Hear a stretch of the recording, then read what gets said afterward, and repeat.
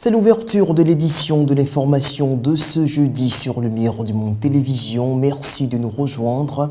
Voici le sommaire du journal. 300 combattants de Boko Haram auraient été tués dans des affrontements avec l'armée nigériane qui a annoncé avoir repris le contrôle de Monguno dans le nord du pays. Les armées de la région engagées dans la lutte contre les islamistes nigérians multiplient les offensives contre les positions du groupe djihadiste.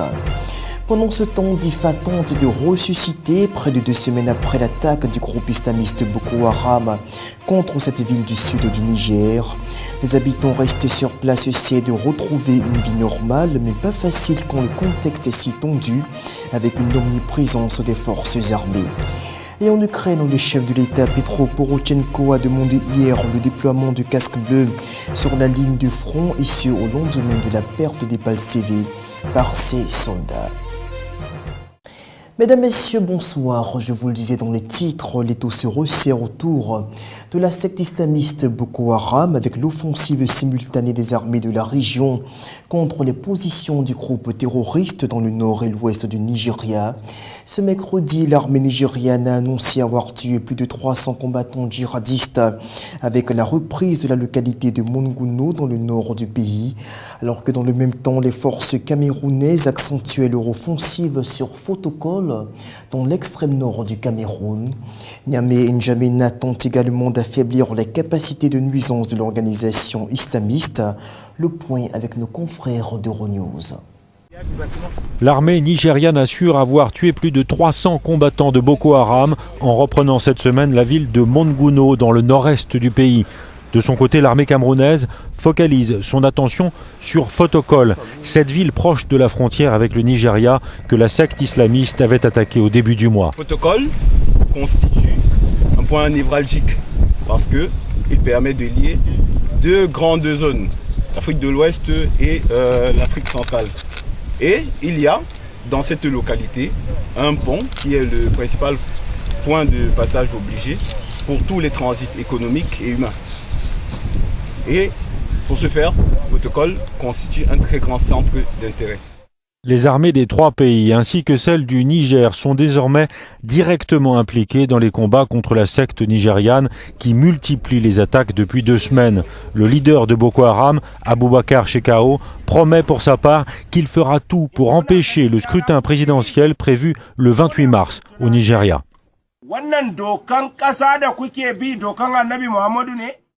Destination à présent Difa, dans le sud du Niger. La ville vit dans la peur constante de nouvelles attaques de la secte islamiste Boko Haram. Le 6 février dernier, les islamistes avaient attaqué cette localité frontalière du Nigeria, ce qui avait poussé de nombreux habitants à quitter la ville en direction de Zinder. Mais sur place, la vie se réorganise peu à peu, les commerces sont rouverts et les militaires en faction veillent au grain. Le reportage. Difa tourne au ralenti. Des militaires sillonnent la ville et les civils qui n'ont pas fui vers Zinder à l'ouest sont là à attendre que la vie reprenne son cours normal. Dieu merci que les gens qui sont partis, Dieu n'a qu'à faire ramener et ils vont reprendre leur place et leur travail et leur métier. Depuis le vendredi 6 février, date de la première attaque de Boko Haram contre la zone de Difa, tout a changé ici. La ville s'est quasiment vidée de sa population et pour ceux qui restent, c'est la peur qui prime. De l'autre côté de la rivière, c'est le Nigeria, fief de Boko Haram. Mais la menace est là, à portée de main, en territoire nigérien. Les islamistes nigérians auraient des relais infiltrés parmi la population nigérienne. Les autorités disent avoir arrêté 160 personnes suspectées d'être en lien avec la secte islamiste. Ce qu'il reste à faire, c'est de se calmer et de se mettre l'esprit tranquille. Ça va aller. Avec toutes les rumeurs qui se passent dans le pays, vraiment notre armée a pu prendre ses efforts pour consolider l'unité nationale. Le long de la frontière entre le Niger et le Nigeria, près de 3000 militaires nigériens sont déployés, épaulés par 2000 soldats tchadiens. Et dans le nord du continent, Tunisie, la menace terroriste se fait de plus en plus présente. Dans la nuit de mardi à mercredi, 4 gendarmes ont été tués dans la localité de Boulaba, près de la frontière avec l'Algérie, lors d'une attaque attribuée par les autorités aux djihadistes. La réaction du gouvernement à Tunis ne s'est pas fait attendre. Le chef du gouvernement, Habib Essid, a promis de faire punir les auteurs de l'attaque. Les auteurs de cette lâche opération terroriste vont être punis. Nous allons pourchasser les terroristes et les assassins dans leurs cachettes pour les exterminer et sécuriser toutes les régions du pays. Des milliers de personnes ont pris d'assaut ce mercredi les rues de Tripoli en Libye à l'occasion de la célébration du 4e anniversaire de la révolte contre le régime de Mouammar Kadhafi. Sur fond d'instabilité chronique marquée par des violences entre milices rivales et l'activisme débordant des mouvements djihadistes, ces manifestations constituaient les quelques rares moments de gaieté observés dans le pays depuis la chute du guide libyen.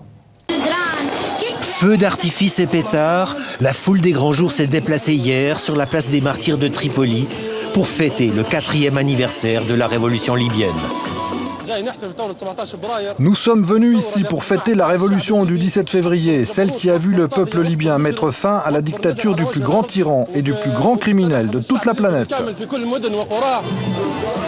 Un Mouammar Kadhafi de carnaval pour un drôle d'anniversaire. Des sourires rayonnants pour célébrer la chute du despote. Ces habitants de la capitale semblent croire encore à l'avenir de leur révolution. La Libye sera libre envers et contre tout, en dépit de l'adversité et des conspirateurs. Depuis la mort du colonel renversé par son peuple avec l'aide d'une coalition occidentale dans la foulée du printemps arabe, la Libye plonge de plus en plus dans l'anarchie. 2 gouvernements se disputent le pouvoir et des milices locales tiennent le haut du pavé. Le groupe État islamique contrôle même une ville et vient de se faire remarquer en décapitant 21 chrétiens coptes d'Égypte. Pendant ce temps, arrivant des côtes de la Libye, un flux ininterrompu de migrants tente de rejoindre, juste en face, les rives italiennes. Le Conseil de sécurité de l'ONU se réunit aujourd'hui pour tenter de trouver une réponse à ce chaos. Reportage à Lampedusa, cette localité du sud italien qui rime désormais avec immigration clandestine.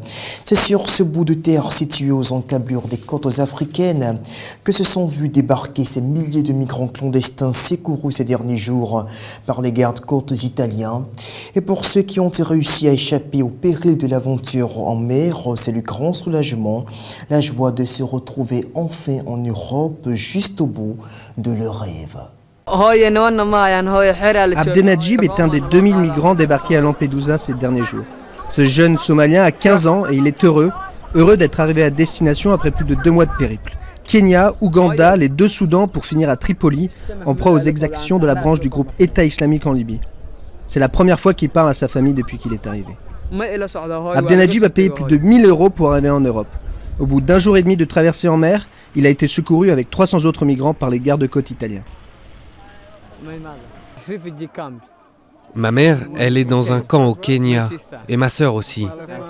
Et ils t'ont dit quoi? J'ai dit que j'étais en Italie maintenant, c'est bon, ils ont vu. Je leur ai dit que j'étais pas mort. Prêt à risquer sa vie pour rejoindre l'Eldorado européen, le jeune adolescent est l'un des rares à s'exprimer dans un anglais clair, et il ne compte pas s'arrêter là. Il veut devenir médecin et espère rejoindre la Scandinavie. Non, je veux de l'aide, je veux apprendre et de l'éducation. Tu veux rester en Italie ou aller quelque part d'autre? J'ai envie d'aller en Norvège. Comme les 200 autres jeunes arrivés au centre d'accueil de Lampedusa, Abdenajib ignore de quoi son avenir sera fait. Il devrait être transféré dans une structure spéciale pour mineurs en Italie, loin du centre insalubre et surpeuplé de l'île de Lampedusa. Cette surpopulation crée de nombreux problèmes, parce qu'il n'est pas possible de garantir l'assistance nécessaire aux personnes qui arrivent. Vêtements secs, nourriture, eau, carte téléphonique, soutien psychologique.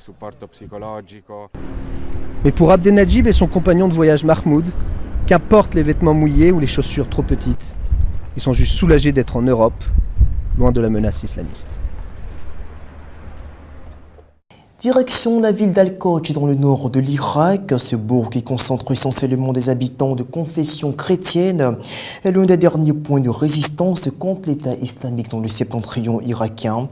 Et comment s'organise cette résistance? Des milices locales se sont formées pour défendre la ville menacée par une offensive des djihadistes de l'État islamique qui se trouve à seulement quelques kilomètres de là. Et parmi ces combattants, des volontaires américains qui se disent convaincus de venir empêcher la progression des islamistes. Piercing, tatouage et tenue camouflage, Brett ne passe pas inaperçu dans la ville chrétienne d'Al-Koch. Il a servi l'armée américaine en Irak entre 2006 et 2009. Cette fois, Brett est de retour, mais comme volontaire pour soutenir une milice chrétienne. Je ne peux pas rester à la maison et regarder de loin ce qui se passe ici, les atrocités, les crucifixions, les viols. Alors je suis venu ici pour faire de mon mieux, pour reprendre ces villes et faire en sorte que les gens retournent chez eux.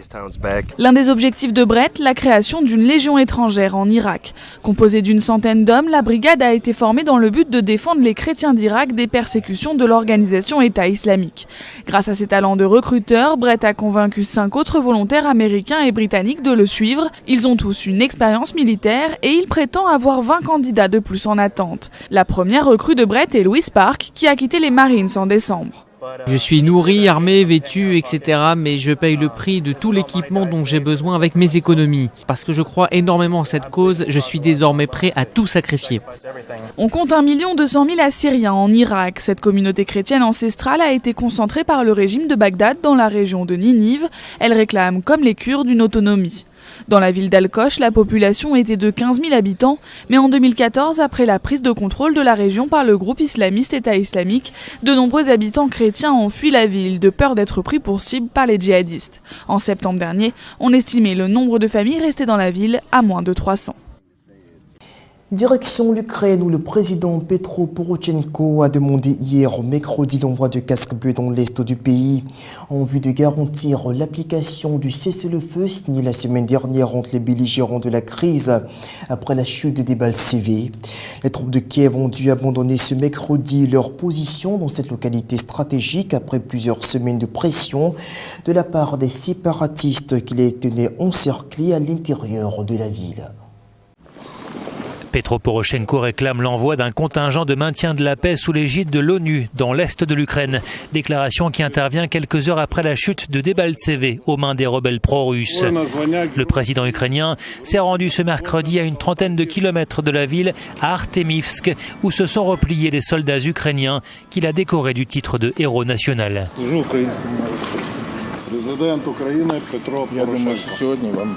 La prise de Debaltseve, un important carrefour routier et ferroviaire, permet aux séparatistes de faire la jonction entre leurs principaux bastions de Donetsk et Louhansk. Encerclés depuis plusieurs jours, les soldats ukrainiens ont longtemps résisté avant de recevoir l'ordre d'évacuer. Dans la matinée, des dizaines de véhicules évacuaient la zone des combats. Le 13e bataillon a quitté Debaltseve ce matin, les véhicules en tête. Nous ne savions pas que nous allions partir aujourd'hui. On nous a donné l'ordre de partir ce matin, mais d'autres sont restés. Ils mettent des mines pour empêcher les rebelles de s'emparer de nos équipements. Et là, des soldats continuent d'arriver de Debaltseve. Au même moment, à Debaltseve, les rebelles déployaient triomphalement le drapeau de la Nouvelle-Russie sur l'un des plus hauts immeubles de la ville.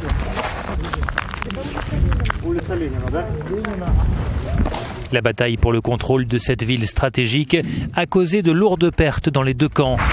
Les destructions sont également importantes, comme le montrent ces images aériennes.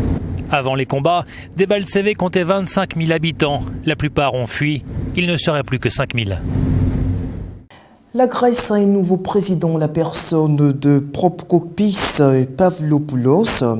Cet ancien ministre de l'Intérieur a obtenu la majorité au Parlement pour succéder à Carlos Papoulias, soulignant que dans le système politique grec, le président de la République, bien qu'ayant le statut de chef d'État, tient un rôle fondamentalement symbolique. En Grèce, Prokopis Pavlopoulos est le nouveau président de la République. Son élection ce mercredi n'est pas une surprise tant il était favori du scrutin. Il a obtenu 233 voix, il lui en fallait au moins 180 pour l'emporter. Conservateur, ancien ministre, Prokopis Pavlopoulos est âgé de 65 ans. Il succède à Karolos Papoulias, arrivé au terme de ses 2 mandats. Le nom de Prokopis Pavlopoulos avait été avancé par le Premier ministre Alexis Tsipras. Pour ce scrutin, Pavlopoulos était soutenu par la coalition de la gauche radicale actuellement au pouvoir et par le parti de centre-droit Nouvelle Démocratie, principale formation d'opposition. Cap sur Copenhague au Danemark, où Dan Uzan est la seule victime juive des attaques terroristes du week-end dernier, a été inhumé hier mercredi en présence de la première ministre danoise Helle Thorning-Schmidt.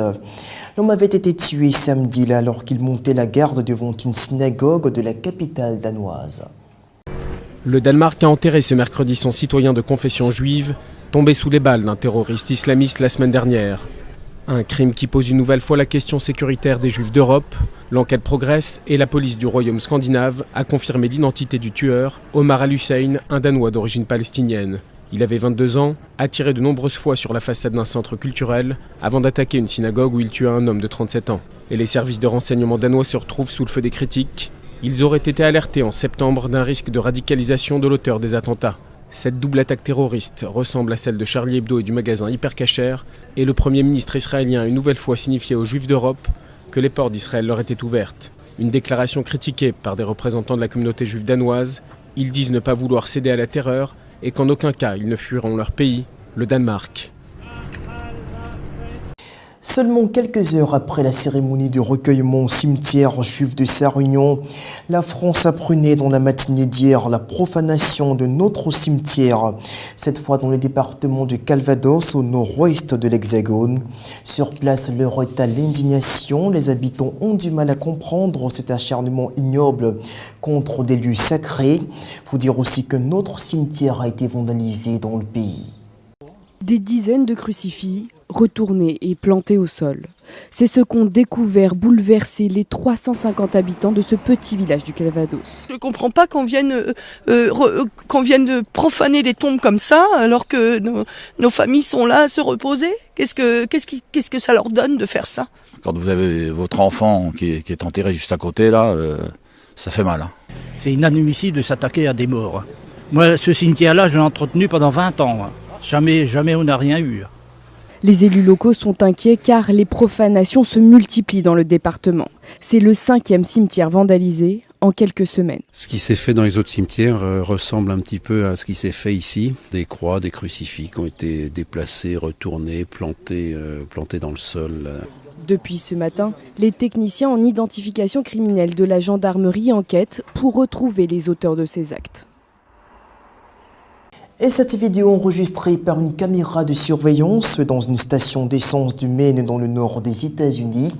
Un chien pitbull a mis en déroute un braqueur qui tentait d'agresser son maître. Assis donc à la caisse de la station, regardez. Cet employé d'une station essence peut dire merci à son chien, un pitbull qui l'accompagne toujours sur son lieu de travail et qui reste sagement assis au pied de son maître tant que tout va bien. Grâce à l'animal, un homme qui voulait se faire remettre la caisse n'a pas beaucoup insisté, après plusieurs morsures au visage. La police de l'État du Maine aux États-Unis, où la tentative de vol a eu lieu, est depuis à la recherche du malfaiteur. Et on termine avec cette information chrétienne qui nous emmène en Suisse où 3 organisations, en l'occurrence Campus pour Christ, le réseau évangélique suisse et Prière pour la Suisse, ont entamé hier une période de 40 jours de jeûne avant la Pâque dans le but de permettre aux croyants de vivre une démarche de sanctification personnelle et contribuer au renouvellement spirituel dans le pays. C'est ici que l'on s'arrête pour l'édition de ce jeudi. Rendez-vous demain. D'ici là, portez-vous bien et que la grâce de Dieu soit avec vous. Au revoir.